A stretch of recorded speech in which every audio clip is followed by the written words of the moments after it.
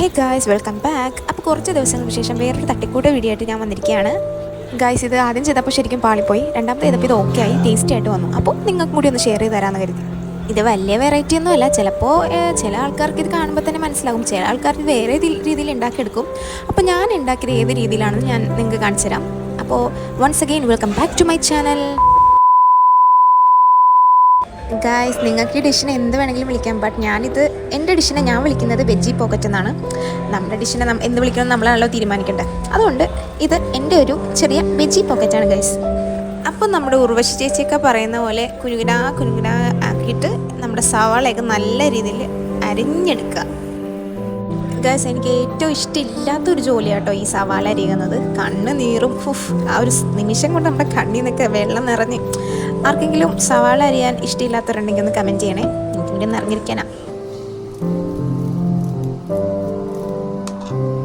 അങ്ങനെ അംഗം വെട്ടലൊക്കെ കഴിഞ്ഞു ഗൈസ്. ഈ സവാള ഇങ്ങനെയൊക്കെ അരിഞ്ഞെടുത്തിട്ടുണ്ട്. ഇനി നമുക്ക് ഈ ടൊമാറ്റോ കൂടി അരിയണം. നമുക്ക് ജസ്റ്റ് ഒരു പകുതി ടൊമാറ്റോ മതിയായിരിക്കും, കുറച്ച് വെജിറ്റബിൾസ് മതിയായിരിക്കും നമുക്ക് ഇതിനെ.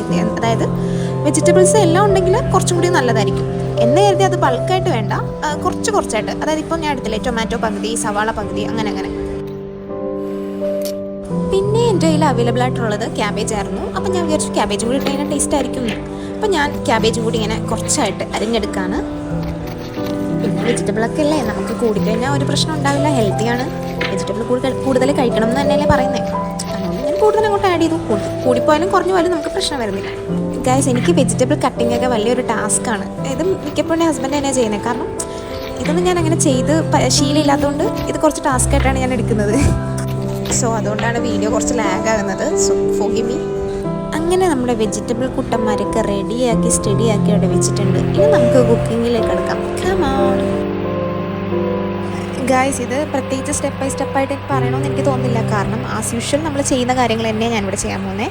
ജസ്റ്റ് ഓയിൽ ഒഴിക്കുക, ഓയിൽ ചൂടാകുമ്പോൾ സവാള ഇടുക, അതിന് പുറമെ വെജിറ്റബിൾസ് ഇടുക, ദെൻ സോട്ട് ചെയ്തെടുക്കുക. That's it.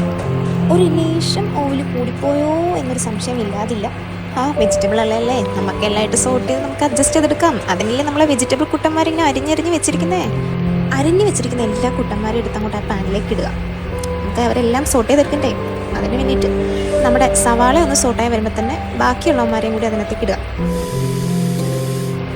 ആവശ്യത്തിന് ഉപ്പും ചേർത്ത് നന്നായിട്ട് സോട്ട് ചെയ്ത് ആ വെളിച്ചെണ്ണ ഇട്ട് നല്ല രീതിയിൽ അങ്ങോട്ട് സോട്ട് ചെയ്തെടുക്കുക.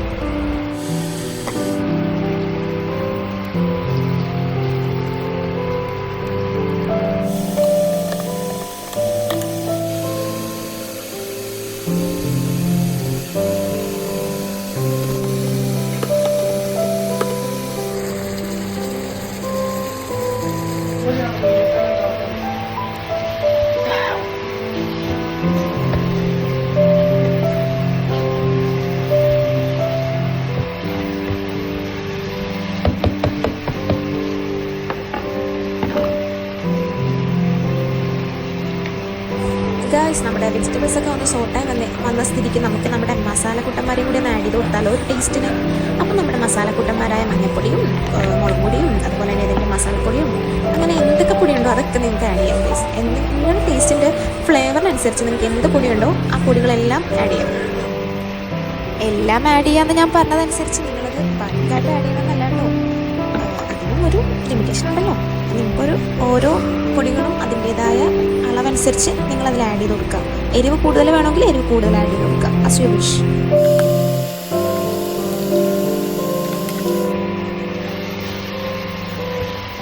ആഫ്റ്റർ ദാറ്റ് നന്നായിട്ട് മിക്സ് ചെയ്ത് കൊടുക്കുക. നന്നായിട്ട് ഇപ്പോൾ ഓയിൽ കുറവാണെന്നുണ്ടെങ്കിൽ കുറച്ച് ഓയിലും ഒഴിച്ചിട്ട് അത് നന്നായിട്ട് മിക്സ് ചെയ്ത് സോട്ട് ചെയ്തെടുക്കുക.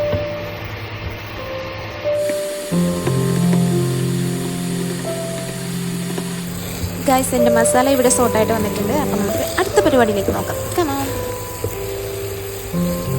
വേറൊന്നുമല്ല, നമ്മുടെ നാട്ടിൽ എന്താ കലക്കിച്ചുട്ടപ്പം എന്ന് പറയത്തില്ലേ, സംഭവം അതൊക്കെ തന്നെ.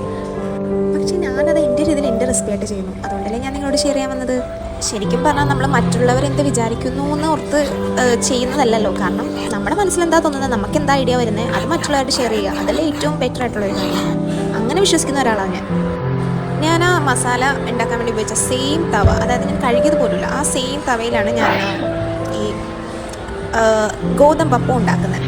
നിങ്ങളങ്ങനെ നിങ്ങൾക്ക് അങ്ങനെ ഓക്കെ അല്ല എന്നുണ്ടെങ്കിൽ നിങ്ങൾക്കത് കഴുകിയിട്ട് യൂസ് ചെയ്യാം. ബട്ട് ഇതിങ്ങനെ യൂസ് ചെയ്യുമ്പോൾ കുറച്ചും കൂടി ആ ഒരു മസാല ഒക്കെ നമ്മൾ ഉണ്ടാക്കുന്ന ഈ ഒരു അപ്പത്തിൽ പിടിക്കുമോ എന്നുള്ള ഓർത്തിട്ട് ഞാനിത് ഡയറക്റ്റ് ഇതിലേക്ക് ഒഴിക്കും. ഗായ്സ്, ഈ കാര്യത്തിൽ ഞാൻ എക്സ്പേർട്ട് ഒന്നുമല്ല. ഇങ്ങനെ ഷേപ്പ് കറക്റ്റ് റൗണ്ട് ഷേപ്പ് ഉണ്ടാക്കുന്ന രീതിയിൽ ഞാനിപ്പോൾ ഇവിടെ വന്നിട്ട് കുറച്ച് കുക്കിംഗ് ഒക്കെ ചെയ്ത് അങ്ങനെ ഓക്കെ ചെയ്താണ്, എന്നാലും നോട്ട് പെർഫെക്റ്റ്. ഞാൻ ഇങ്ങനെ ബാറ്റർ ഒഴിച്ചതിന് ശേഷം അതൊന്ന് കുക്കായി വന്നതിന് ശേഷമാണ് ഞാൻ ഓയിൽ ഒഴിക്കാറ്. ചിലർ ഇങ്ങനെ ജസ്റ്റ് പാനിലൊന്ന് ഓയിൽ ഒഴിച്ച് തടകിയതിന് ശേഷമാണ് ബാറ്റർ ഒഴിക്കാറ്. ഞാനിങ്ങനെ ചെയ്യുന്നത് രണ്ട് രീതിയിലും ചെയ്യാൻ തോന്നുന്നു.